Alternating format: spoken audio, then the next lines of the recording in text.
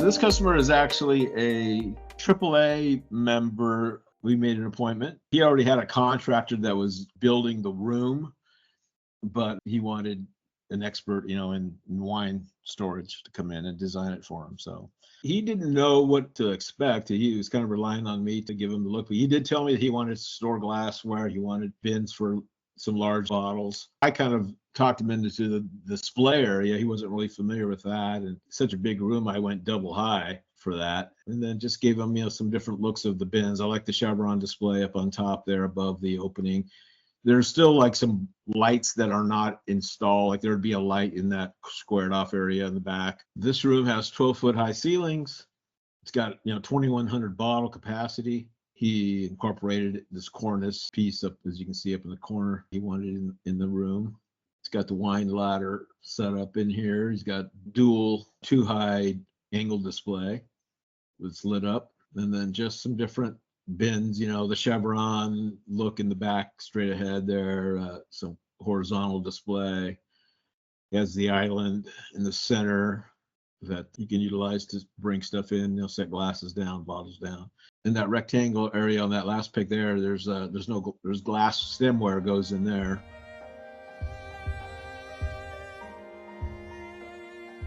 This is natural redwood with no stain other than on the tabletops. Tabletops have a clear finish that's not stained, just a clear finish that would protect it from any spills or stuff like that. So this is IronWine. I use them pretty much for all my wine racks. He wanted to kind of show off a little bit, just not see a bunch of squared off cubbies. He wanted to show it off. One of the things he wanted, he liked black. There's a black background on the walls, painted black. Door I got for him is black with that premium redwood, which is like a marbling of kind of red and white wood. It really jumps off the walls because it is 12-foot high. Took the ladder up to 10-foot high, and he can definitely reach the top. It's a hook ladder, so because this is start and stop, as you can see there, it's got wheels at the bottom. He just lifts the hooks off the bar, moves it to the next area, and then the ladder slides left to right. If he's not using it, it can tuck away flat up against the racks.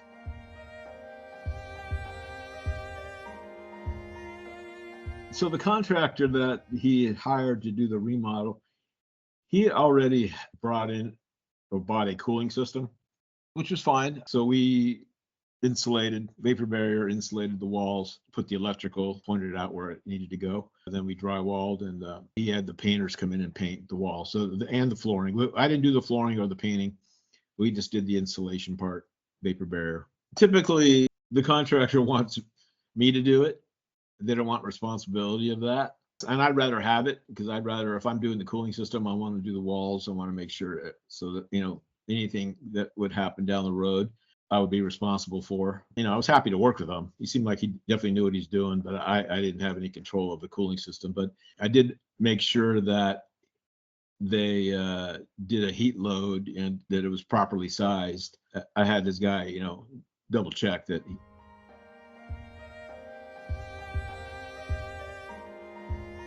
I liked the room because I was able to do some design features.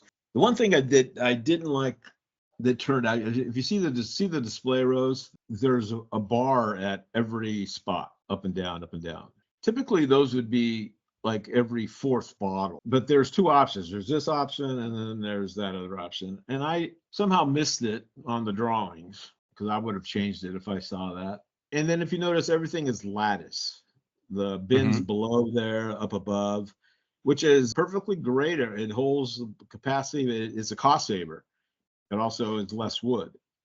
So that's another way I brought the price down for this job. And then if you see like the open square on the left corner there, those are display areas. There's lighting inside. So he wanted to be able to display some personal item stuff up in those areas. You see those little rectangle areas. They could be a case if you put them, because they have those long skinny cases as well.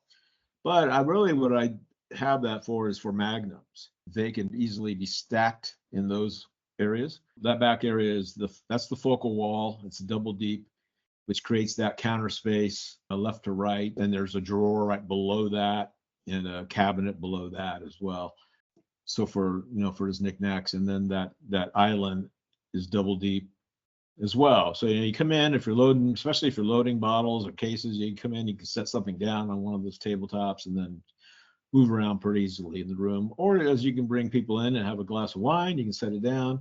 This is not the norm. It's more of a size. 2,100 bottles is would be a very large cellar. I do a lot of 200 to 700 bottle cellars or wine walls or whatever under stairs. So many options. This was a specific room he dedicated to wine, which is nice. I work with whatever I have to work with, but I do walk into a house and the customer has a general area that they're thinking about.